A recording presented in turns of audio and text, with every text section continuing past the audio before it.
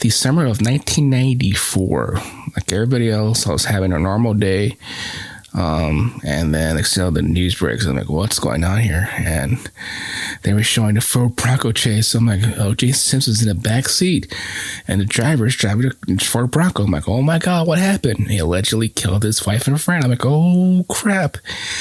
And without skipping a beat, my mom asked me, who's O.J. Simpson? And I said, and I told her, I think he's a baseball player.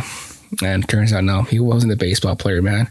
He was a football player. And like, man, just experienced those times 30 years ago. And the charges brought up against him, and the trial of the century, in my opinion at least. And wow.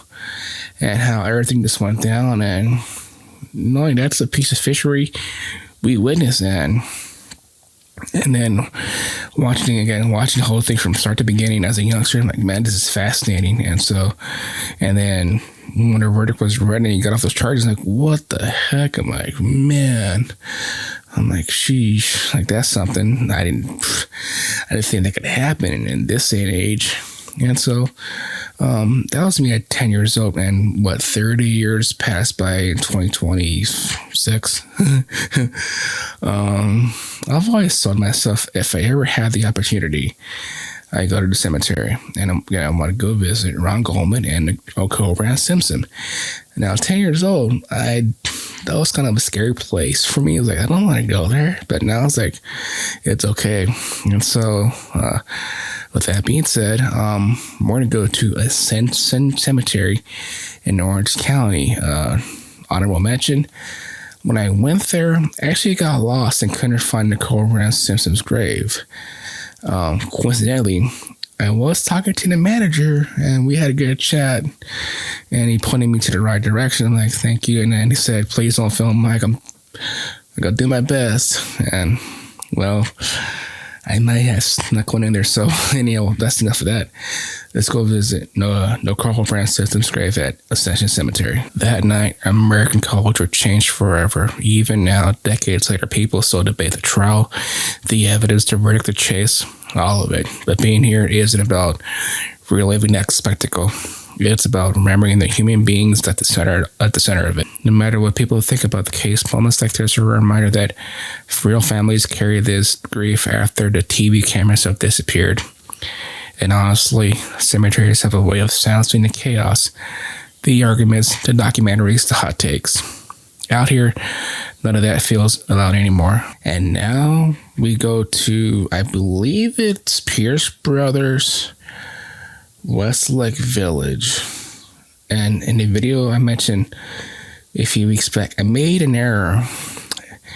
Pierce Brothers Westwood is smaller, and Pierce Brothers in Westlake Village, yeah, is a tad bit bigger. So my apologies for that.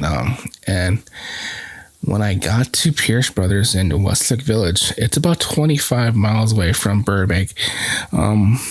Just for reference, so if you're going to do the Warner Brothers studio tour, just at 25 miles from that spot to get there, it's about a 30-minute drive, so it's not that long.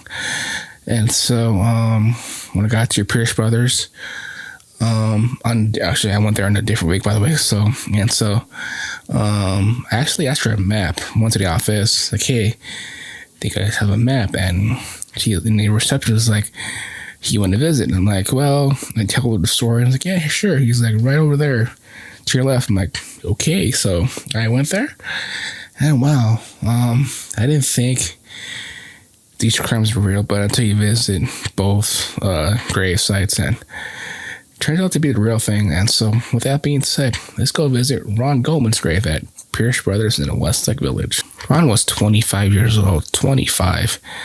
That's younger than a lot of people watching this video right now. He worked at a restaurant, loved sports, fitness, music, and according to his friends, he was the kind of person who could make people laugh instantly.